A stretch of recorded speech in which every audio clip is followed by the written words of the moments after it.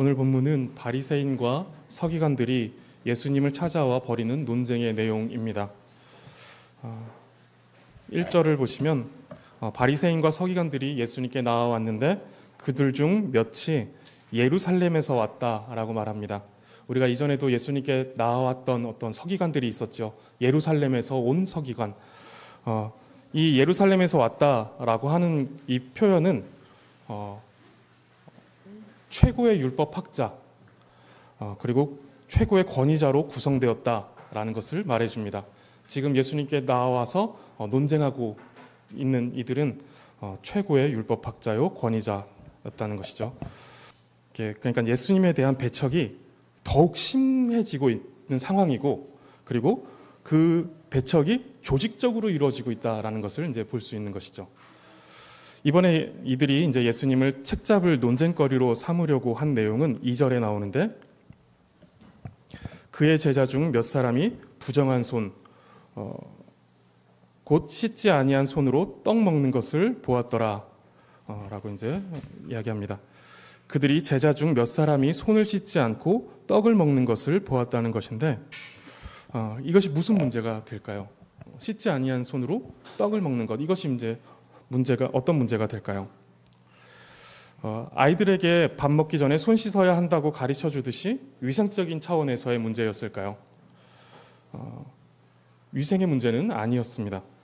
유대인이 아닌 우리와 같은 사람은 이것에 대한 배경 지식이 없기 때문에 지금 마가는 이것을 위해서 그것을 부연 설명해 주는 것이 이제 3절과 4절입니다. 왜 이들이 손을 씻지 아니한 것이 문제가 되고 있는 것이지? 라고 하는 것에 대해서 이제 3절과 4절에서 그 가로 안에다가 넣어서 이제 부연 설명해 주고 있는 것이죠. 바리새인들과 모든 유대인들은 장로들의 전통을 지키어 손을 잘 씻지 않고서는 음식을 먹지 아니하며, 또 시장에서 돌아와서도 물을 뿌리지 않고서는 먹지 아니하며, 그 외에도 여러 가지를 지키어 오는 것이 있으니 잔과 주발과 녹그릇을 씻음이러라. 바리새인을 포함한 모든 유대인들이 지키고 있는 것이 있었는데 장로들의 전통이라는 것입니다. 그것에 근거하여 음식을 먹기 전에 손을 씻었다라고 말하는 것인데, 이것에 철저했던 사람들은 식사 중에 새로운 음식이 올라오면 어떤 새로운 반찬이 또 식탁 위에 올라오거나 뭐 이렇게 하면 또 다시 가서 손을 씻었다라고 합니다. 그만큼 이제 이 장로들의 전통, 음식을 먹기에 앞서서 손을 씻어야 한다라는 이 전통을 철저히 지키고자 하는 분위기가 유대 사회에 있었다라는 것이죠. 4절도 보시면 시장에서 돌아와서도 물을 뿌리지 않고서는 먹지 않았다라고 말하는데, 물을 뿌리는 게 어디다가 뿌렸는지, 자기 몸에다 뿌린 것인지 시장에서 사온 그 음식에다 뿌린 것인지 이것이 명확하지는 않지만, 어찌되었든 시장에서 어떤 부정한 사람과 접촉하였는지 알 수 없고, 또 이 산 음식이 어떤 경로를 통해서 왔는지 그것을 알 수 없기 때문에 그것에 대해서 이제 물을 뿌림으로 인해서 그것을 이제 정결하게 하여 그 후에 이제 먹었다라는 것이죠. 근데 이제 앞서도 말씀드렸지만 이제 위생 개념이 아니었습니다. 이것이 위생 개념이 아니라 영적으로 더럽혀지지 않고자 하는 정결 규례였습니다. 4절을 계속 보시면 그 외에도 여러 가지를 지키어 오는 것이 있으니 라고 말하면서 이러한 규정이, 정결에 관한 규정이 아주 많았다라는 것을 알려줍니다. 이들은 이 많은 규정에 따라 손과 음식만 아니라 잔과 주발과 녹그릇까지 씻었습니다. 장로들의 전통에 의해 이런 많은 규정을 두고 지키면서 자신을 거룩하게 하고자 했던 것인데, 이 장로들의 전통이라는 것은 율법을 삶에 조금 더 구체적으로 적용하기 위해서 시작된 것입니다. 구약시대에 이스라엘 백성들이 하나님의 말씀을 듣지도 않고 또 하나님의 말씀에 순종하지도 않음으로 인해서 하나님께서 아수르와 바벨론이라는 그 강대국의 회초리를 드셨습니다. 그렇게 이스라엘은 나라를 빼앗기고 성벽과 성전도 완전히 파괴되면서 그들은 아주 힘든 시간들을 보냈습니다. 그 이후 하나님께서 그들을 회복시키실 때 느헤미야와 에스라를 통하여서 영적 각성운동을 일으키셨습니다. 특별히 율법을 연구하고 가르치던 서기관이었던 학자였던 에스라는 이스라엘의 선민으로서의 정체성을 회복하고자 힘썼고, 그 정체성을 회복시키고자 힘쓸 때 율법을 연구하고 철저히 지키고자 하는 움직임이 그 이스라엘 민족 가운데서 활발하게 일어났습니다. 그리고 그때 그 율법을 구체적인 삶에 적용하고자 생활 전반에 관계된 세부 항목들이 만들어지기 시작했고, 그것이 이제 구전으로 예수님 때까지 전해져 왔던 것입니다. 시작은 좋았던 것이죠. 의도와 열정도 순수했습니다. 하나님의 말씀을 잘 지켜보자. 세세한 우리의 삶의 구석구석에서도 하나님의 말씀이 적용될 수 있게 해보자 라고 하면서 그런 항목들을 하나하나 만들어 놨던 것이죠. 그런데 시간이 지나면서 본래 의도와 기능을 잃어버리고 오히려 삶을 구속하고 정죄하며 자기 의의를 드러내어 자랑하는 부패한 도구가 되어버렸습니다. 난 여기까지도 하나님의 말씀을 잘 지켜, 나는 일주일에 2번 하나님 앞에 금식하고 이렇게 하나님을 예배드리고 한다라는, 그것이 이제 자기의 자랑이 되어버리고 자기 의의를 드러내는 수단이 되어버리는 이런 부패한 도구가 되어버린 것이죠. 그리고 결정적으로 그렇게 하나님의 말씀을 더 잘 지켜보고자 추가하고 확대했던 이 규정들이 오히려 하나님의 말씀을 가리고 폐하는 지경에까지 이르게 된 것입니다. 그러한 상태가 수백 년 동안 지속되면서 그들의 사고가 굳어지고 그들의 인식의 체계가 고장나 버렸습니다. 이렇게 하는 것이 거룩해지는 것이구나. 내가 이것을 지키면 내가 하나님의 말씀을 잘 지키는 것이기 때문에 나는 거룩하고 의로운 자가 되는구나 라고 하는 생각이 그들 속에 굳어지고, 또 이제 그렇게 인식 체계가 고장나 버린 것입니다. 믿음의 원리가 다 망가져 버리는 것이죠. 진실하고 또 간절했던 마음은 사라지고 껍데기만 남아 기계처럼 의미 없이 반복되는 행위만 남았던 것이죠. 그런 부패하고 고장나버린 신앙과 내용을 가지고 바리새인과 서기관들이 예수님께 찾아와 묻습니다. 5절에 이에 바리새인들과 서기관들이 예수께 묻되 어찌하여 당신의 제자들은 장로들의 전통을 준행하지 아니하고 부정한 손으로 떡을 먹나이까? 라고 말합니다. 장로들이 이렇게 세세하게 정결하게 되기 위해서 이러한 세세한 규정들을 만들어 놨는데, 그것이 이제 손을 씻고 음식을 먹으라고 하는 이 규정이 있는데 그래야 거룩해질 수 있고, 그렇지 않으면 부정한 것이 되는데 어째서 당신의 제자들은 이 장로들의 전통, 이 귀한 이 전통을 지키지 않습니까? 라고 말하는 것이죠.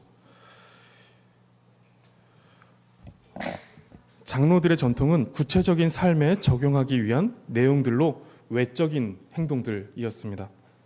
그리고 바리새인과 서기관들은 이 장로들의 전통대로 행함으로써 자신을 거룩하고 의롭게 할 수 있다라고 생각했고, 반대로 그렇게 하지 않으므로 부정해진다고 생각했습니다. 그래서 예수님은 그들에게 이사야의 말씀을 인용하며 대답하십니다. 이르시되 이사야가 너희 외식하는 자에 대하여 잘 예언하였도다. 기록하였으되 이 백성이 입술로는 나를 공경하되 마음은 내게서 멀도다. 사람의 계명으로 교훈을 삼아 가르치니 나를 헛되이 경배하는도다. 예수님은 먼저 이들을 외식하는 자라고 이렇게 규정하십니다. 이 외식하다라고 하는 말의 어원은 가면을 쓰고 연기하는 자다라는 것인데, 진실한 마음이 빠진 채 외형적인 말과 행위에 치우쳐 있는 자를 이제 외식하는 자다라고 합니다. 예수님은 이사야 선지자가 딱 너희와 같은 이들을 위해서 이사야 선지자가 잘 예언하였다라고 말씀하시는데, 하나님께 최고의 경의를 표하고 있는 것처럼 보이지만, 입술로는 나를 공경하는 것처럼 보이지만 실상은 하나님의 말씀도 아닌 사람의 계명으로 교훈을 삼아 가르치는 것뿐이며, 그들의 마음은 전혀 하나님을 공경하지 않는 위선으로 가득 차 있었다라는 것을 이제 말씀하시는 것입니다. 7절에 헛되이 경배했다라는 것은 마음이 배제된 채 입술로만 지켜진 사람의 계명은 아무런 열매도 없고 무익한 행위일 뿐이다라는 것입니다. 어떤 보상도 주어지지 않을 헛된 수고를 했다라는 것입니다.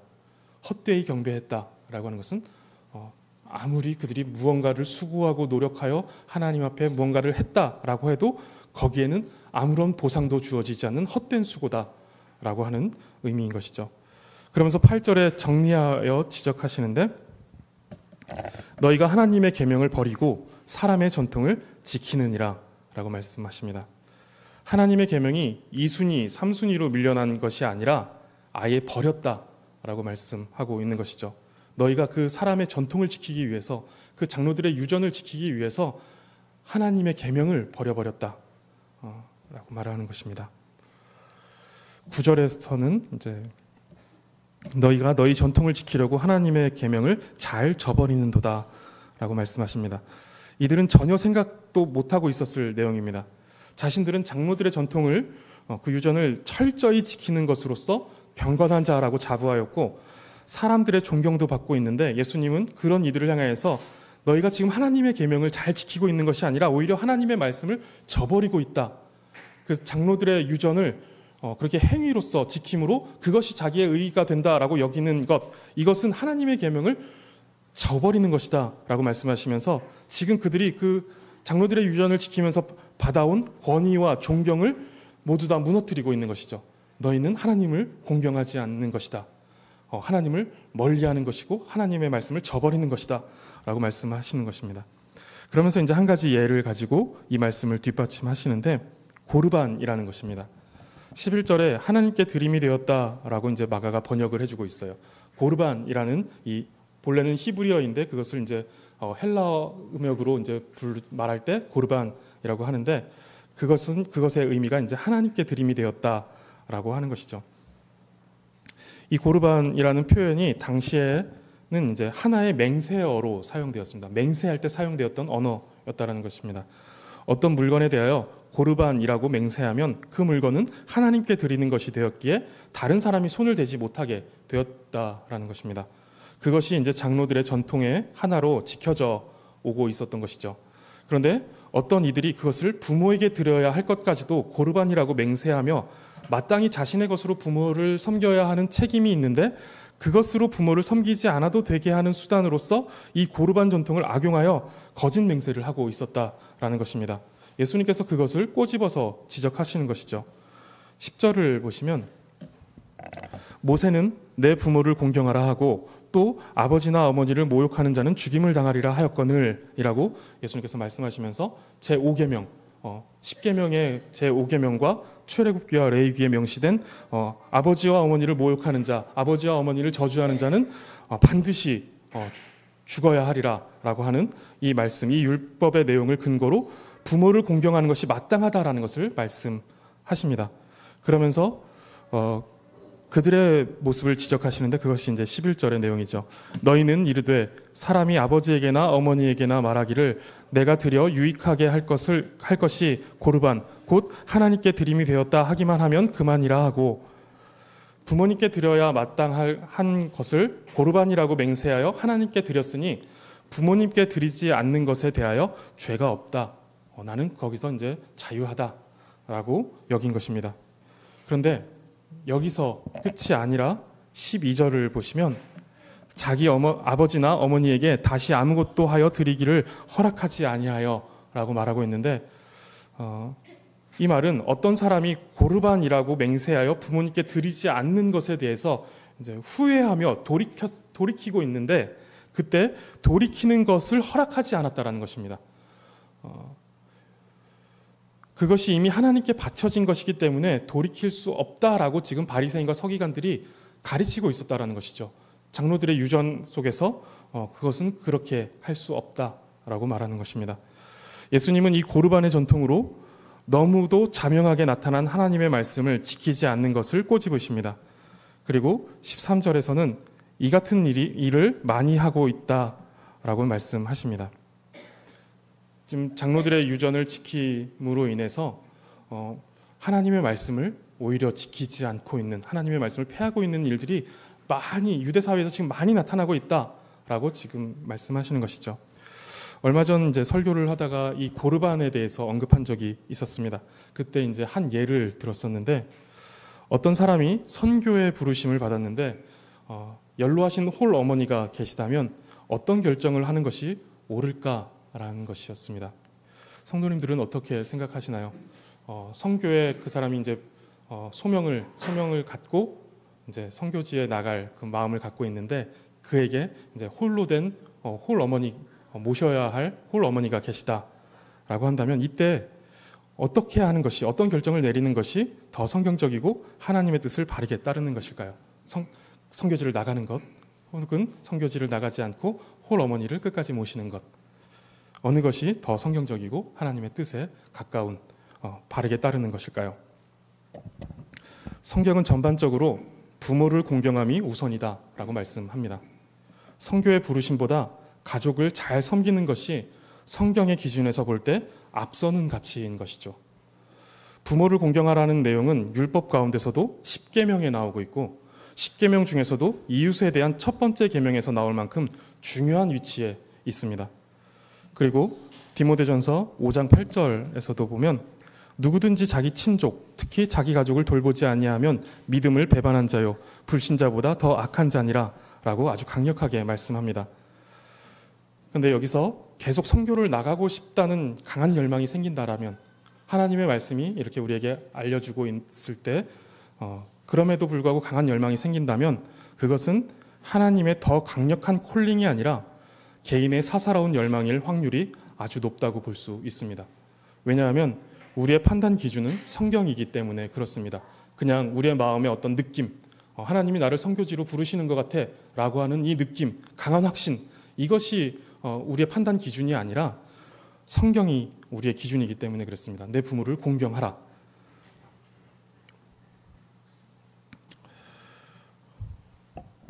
다만 이제 몇몇 이단 사이비 집단처럼 성경을 구체적인 삶에 적용할 때 너무 과격하게 적용하는 것에 대해서는 이제 반대합니다.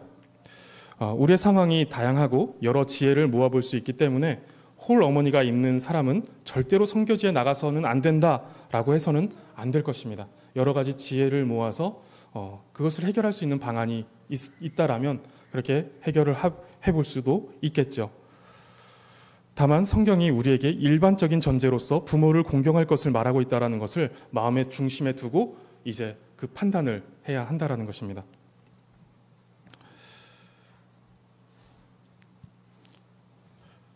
그래서 성경을 넘어서는 열심과 그 열망은 우리가 주의해야 합니다. 지금 바리새인과 서기관들이 그런 모습인 것이죠. 자신들의 지나친 열심과 열망, 이것이 이제 성경을 넘어서게 되는 그런 일들을 보여주고 있는 것이죠. 예수님께서도 내 부모를 공경하라는 5계명과 누구든지 자기 아버지나 어머니를 저주하는 자는 반드시 죽일지니라는 이 구약의 율법을 근거로 부모를 마땅히 봉양하지 않으려는데 악용되는 이 고르반 전통이 얼마나 잘못되었고 비성경적인지에 대해서 지적하십니다. 지금 우리 사회도 그렇지만 당시 유대 사회에서 어르신들은 이제 노동력을 잃고 일을 하지 못하게 되면서 생계의 어려움을 겪는 일들이 많이 있었습니다. 그래도 지금 우리 사회는 여러 제도들이 있고 어르신들이 일할 수 있는 곳도 사회적으로 많이 만들려고 하고 있지만 예수님 당시에는 지금과 비교할 수 없을 만큼 열악한 환경이었을 것입니다. 그러니까 연로한 그 부모님은 더욱 자녀에게 의지할 수밖에 없었겠죠.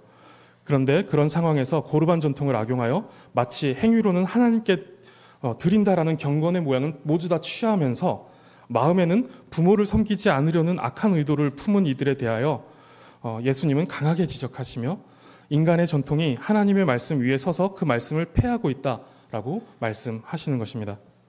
아마도 이 고르반이라는 전통도 시작은 하나님께 가장 좋은 것을 구별하여 나의 것에 가장 좋은 것, 가장 우선적으로 하나님께 드리겠다라고 하는 순수한 의도가 있었을 것입니다. 그러나 그것이 변질되고 오염되며 그 순수한 의도는 사라지고 악한 수단으로 전락되었을 것입니다.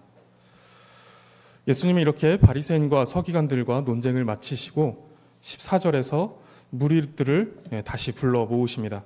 아마도 이제 그 논쟁하던 자리엔 바리새인과 서기관들뿐만 아니라 많은 무리들이 함께 있었던 것으로 보이고 그 논쟁이 끝나자 바리새인과 서기관들은 떠나갔고 예수님은 그때 모였던 무리들을 다시 불러 모으셔서 그 논쟁과 관련된 그 가르침을 추가적으로 더 해주신 것입니다.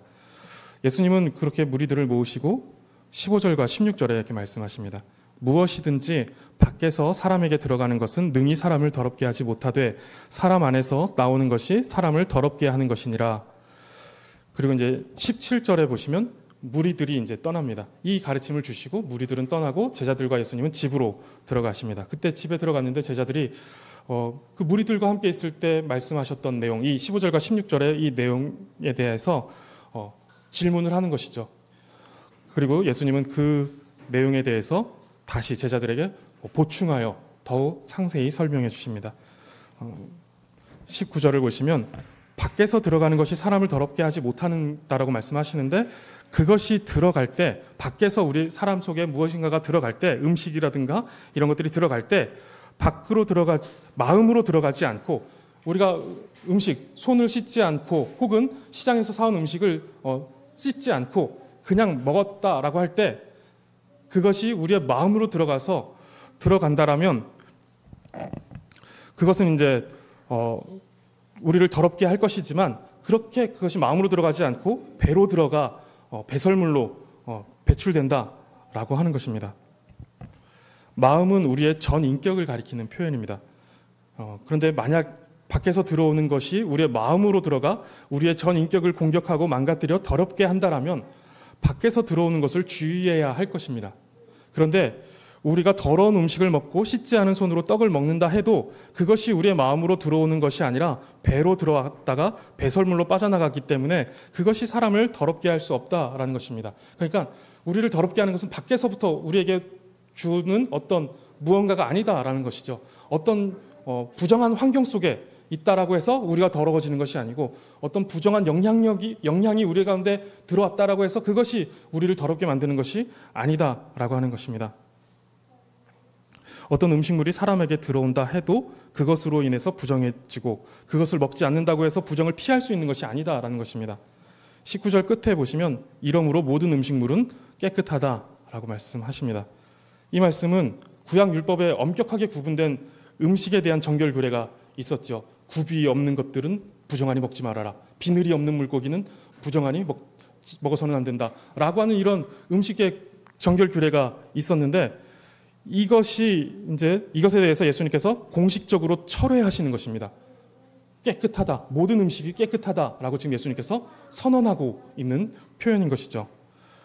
이러한 정결 규례는 하나님의 백성이 거룩한 생활을 해야 한다는 영적 원리를 보여주기 위해서 제정된 것이었는데, 그리스도께서 오심으로 죄의 더러움에서 벗어나는 대속의 원리가 완전히 성취되었기 때문에, 예수님으로 인해서 우리의 부정함이 깨끗해지는 그 대속의 원리가 예수님으로 인해서 완전하게 성취되었기 때문에, 구약에 그것을 이제 드러내려고 했던 그런 어떤 영적 원리를 보여주려고 했던 그런 내용들은 모두 다 폐지되었다라는 것입니다.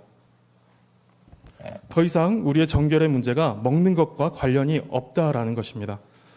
손을 씻고 먹든지 안 씻고 먹든지 그것이 위생의 문제는 될 수 있겠지만 거룩의 문제는 될 수 없다라는 것입니다. 그래서 20절에 예수님은 밖에서 사람에게 들어가는 것이 사람을 더럽게 할 수 없고, 사람에게서, 즉 사람의 마음에서 나오는 것이 사람을 더럽게 한다라고 말씀하십니다. 그리고 21절, 22절에서 그 마음 속에 있는 더러운 내용들을 쭉 나열해 주십니다.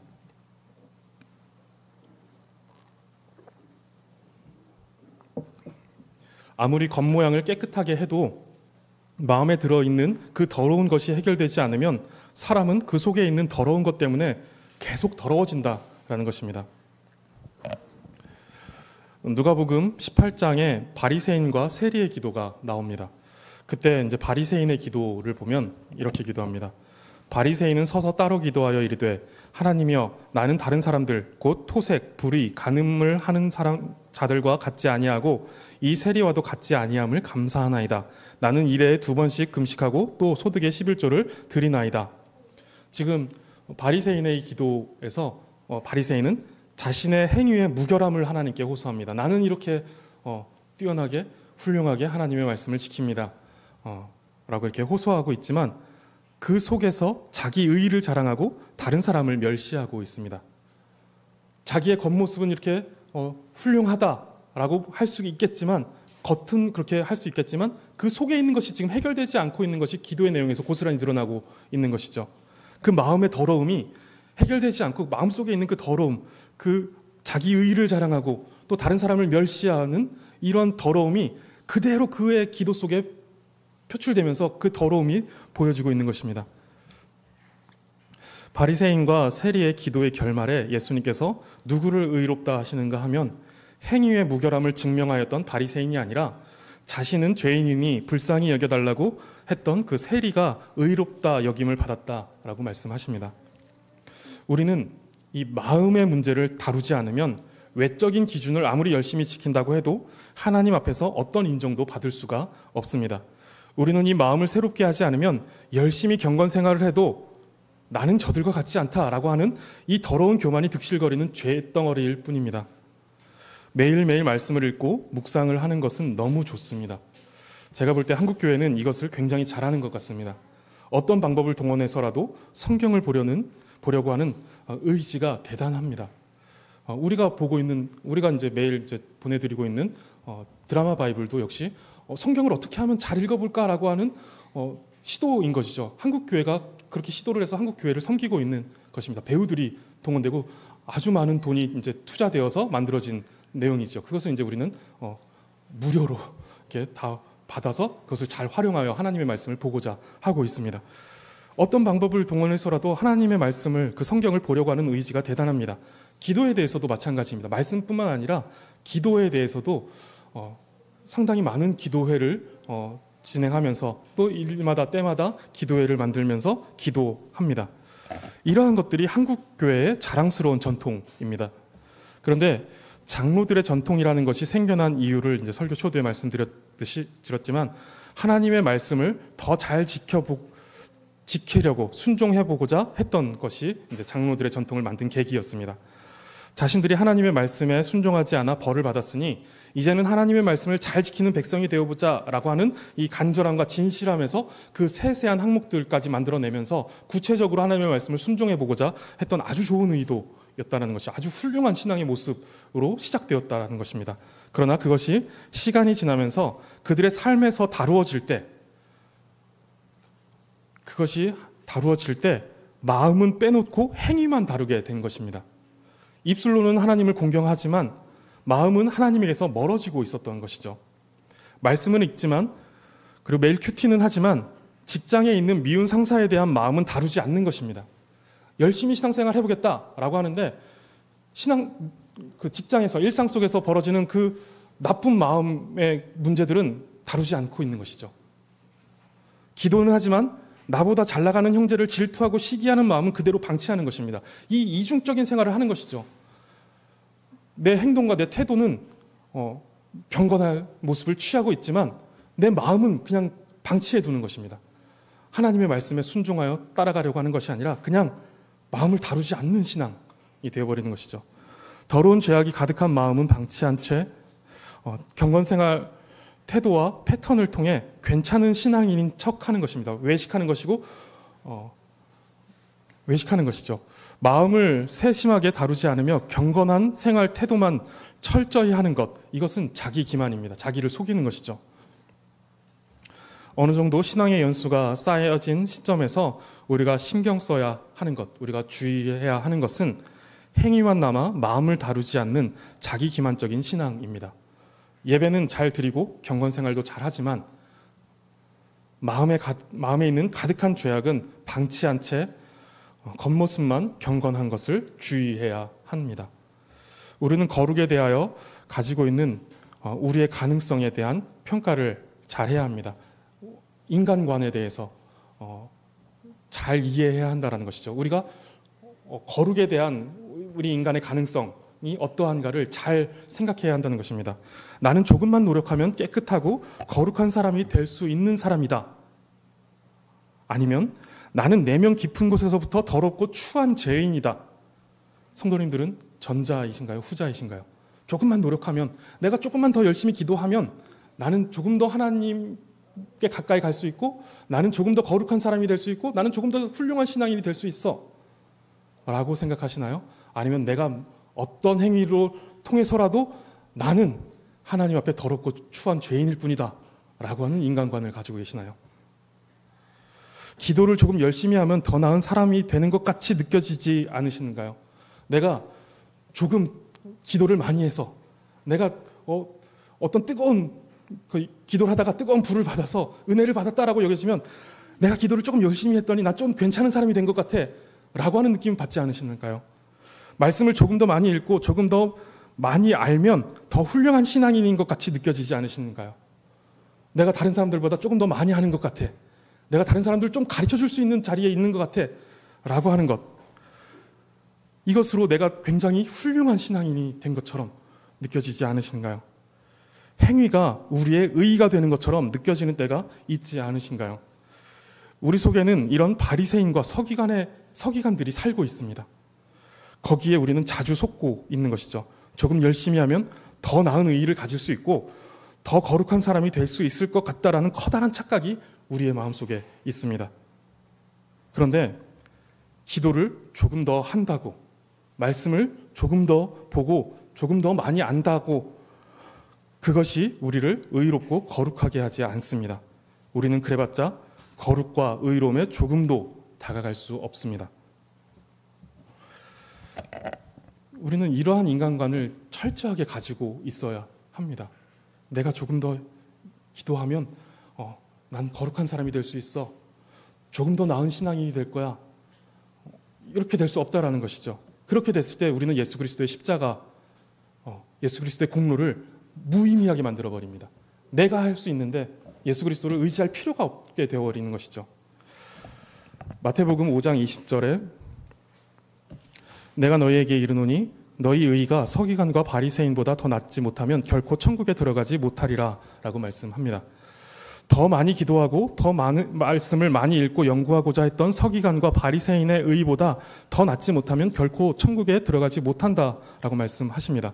그럼 그들보다 더 많이 기도하고 더 말씀을 많이 읽고 연구하면 될까요?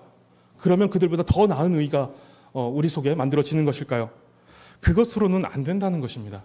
더 많이 하는 것으로 될 수 없다라는 거예요. 내가 더 무언가를 행함으로써 될 수가 없다라는 것입니다. 그들의 것과 질적으로 전혀 다른 의가 우리에게 필요하다라는 것입니다. 더 나은 의다라고 하는 것은 질적으로 다른 의를 말씀하고 있는 것입니다. 아무리 손을 씻고 그릇을 씻으며 장로들의 전통을 따라 생활을 해도 그 어떤 경건의 수고를 해도 더러운 마음이 그대로 있는 한 우리는 바리새인과 서기관의 의를 넘어설 수가 없습니다. 이 마음의 문제를 해결하지 않으면, 이 마음의 문제가 해결되지 않으면 아무것도 의미가 없고 모든 것은 무익할 뿐입니다. 그래서 우리의 깊은 고민은 이 더러운 마음은 어떻게 해결할 수 있을까라는 것이 되어야 합니다. 어떻게 바리새인과 서기관들보다 더 나은 의, 그들과는 다른 의를 가질 수 있을까라는 것이 우리의 깊은 고민이 되어야 한다는 것이죠. 다윗은 시편 51편 10절에서 하나님이여 내 속에 정한 마음을 창조하시고 내 안에 정직한 영을 새롭게 하소서라고 기도합니다. 그는 지금 그 마음을 다루고 있는 것이죠. 마음을. 그 마음이 다루어져야 한다라는 사실을 다윗은 너무 잘 알고 있었습니다. 이 마음이 해결되지 않고서는 아무것도 해결되지 않는 것이다라는 것이죠. 그리고 다윗이 또 알고 있었던 한 가지 사실은 그 마음은 스스로 다룰 수 없다라는 것입니다. 그래서 다윗은 하나님께서 창조하시고 하나님께서 새롭게 하셔야 한다라는 사실을 이제 알고 하나님 앞에 구하고 있는 것이죠. 에스겔 36장 25절과 27절을 보시면 맑은 물을 너희에게 뿌려서 너희로 정결하게 하되 곧 너희 모든 더러운 곳에서와 모든 우상 숭배에서 너희를 정결하게 할 것이며 또 새 영을 너희 속에 두고 새 마음을 너희에게 주되 너희 육신에서 굳은 마음을 제거하고 부드러운 마음을 줄 것이며 또 내 영을 너희 속에 두어 너희로 내 율례를 행하게 하리니 너희가 내 규례를 지켜 행할지라. 에스겔 선지자를 통해 하나님께서 말씀하시는 것을 보시면 하나님께서 정결하게 하시고 하나님께서 새 영을 우리 속에 두고 새 마음을 우리에게 주십니다. 굳은 마음을 제거하고 부드러운 마음을 주시는 분이 하나님이십니다. 그리고 그 마음, 그 영을 통해 하나님의 말씀을 지켜 행하는 하나님의 백성이 되게 하십니다. 그리고 이 말씀, 이 에스겔 선지자를 통해서 하신 이 말씀은 예수 그리스도 안에서 성취되었습니다. 예수님의 십자가는 우리를 이렇게 새롭게 하십니다. 우리는 예수 그리스도 안에서 썩어져가는 구습을 따르는 옛사람을 벗어버리게 됩니다. 그리고 심령, 즉 마음과 영혼이 새롭게 된 새 사람이 됩니다. 우리는 썩어져가는 마음이 아니라 새 마음이 필요합니다. 하나님께서 창조하시고 하나님께서 새롭게 하시는 그 마음이 필요하고 굳은 마음을 제거하고 주시는 그 부드러운 새 마음이 필요합니다. 예수님은 우리에게 이 새로운 마음을, 이식해 주셨습니다. 위선과 외식하는 행위 속에 새어나오는 더러운 마음이 아니라 예수님의 십자가와 그 보혈로 말미암은 새로운 마음입니다. 바리새인과 서기관은 마음의 문제를 보지 못했습니다. 오히려 자신의 마음에 문제가 없다라고 여겼죠. 내가 조금만 열심히 하면 나는 문제가 없는 사람이야. 나는 괜찮은 사람이 될 수 있고 나는 의로운 사람이 될 수 있어 라고 하는 자기 마음의 문제가 아니라 내가 무엇을 행하지 않았기 때문에 무언가 나에게 어떤 거룩한 것이 들어오지 않았기 때문에 외부에서 뭔가가 이게 생겨났지 않았기 때문에 그 외부의 문제로 인해서 자기가 거룩해지지 않는다라고 이게 생각한 것이죠. 그래서 이들은 마음의 문제가 아니라 외부의 문제로 인식하여 행동을 바꾸는 일에 열중했습니다. 그렇게 하면 괜찮은 사람이 될 것이다라고 생각한 것이죠. 예수님은 우리의 문제는 외부에서 우리에게 끼쳐오는 영향이 아니라 우리의 마음의 문제다라고 말씀하십니다. 우리의 마음에서 뿜어져 나오는 온갖 죄악된 것들이 해결되지 않으면 아무리 죄악된 환경과 영향을 차단한다 해도 더러울 수밖에 없는 존재다라는 것이죠. 우리에게는 바리새인과 서기관들의 의보다 더 나은 의가 필요한데 그 의는 우리에게 새 마음을 주시는 예수 그리스도의 의입니다. 성령님은 우리 마음을 변화시켜 그리스도로 말미암은 새 마음을 갖게 하십니다. 성도님들, 우리는 조금 노력하면 의롭고 거룩해질 수 있는 사람들이 아닙니다. 외부의 문제를 고쳐서 해결될 수 있는 사람이 아니다라는 것이죠. 우리는 내면 깊은 곳, 근원부터 더럽고 부정한 사람들입니다. 그래서 우리에게 정말 필요한 것은 외부의 무언가를 고쳐서 그것들을 더해서 바꿔지는 변화가 아니라 예수 그리스도로 말미암은 우리 마음의 내면의 변화입니다. 마음이 새롭게 변화를 받아 새 사람, 새롭게 창조된 새로운 피조물이 되어지는 것, 이것이 우리에게 너무나도 필요한, 정말로 필요한 것이라는 것이죠. 신앙의 행위에 앞서 마음을 다룰 줄 아는 우리 모두가 되기를 바랍니다. 무언가를 외부의 것들을 바꾸는 데서 시작하는 것이 아니라 우리의 마음의 문제를 인식하고 마음을 바꾸기 위해 그리스도께 매달릴 줄 아는 우리가 되어야 할 것입니다. 우리의 마음을 새롭게 하시고 변화시켜 거룩하게 하시는 예수 그리스도를 의지하시며 입술만 아니라 마음으로도 하나님을 가까이 하시고 또 섬기시는 성도님들 되시기를 바라겠습니다. 기도하겠습니다. 하나님, 예수 그리스도 안에서 새 마음을 주시고 거룩한 길로 나아갈 수 있게 하신 은혜에 감사드립니다. 조금 더 열심히 하면 더 나은 사람이 될 것 같고 그 열심이 의의를 만들어줄 것 같은 착각이 우리 속에 일어나지만 예수 그리스도로 말미암은 새 마음으로 더럽고 추한 옛 마음을 바꾸지 않으면 어떤 행위와 어떤 수고도 헛되다라는 것을 생각함으로 마음의 문제를 고민하며 예수 그리스도를 의지하는 우리가 되게 하여 주시옵소서. 매일매일 더럽고 추한 마음이 우리 속에서 일어날 때 그 마음을 외면하거나 방치하지 말고 성령님의 도우심을 구하며 성도의 합당한 마음을 가질 수 있게 하여 주시옵소서. 감사드리며 예수 그리스도의 이름으로 기도드립니다. 아멘.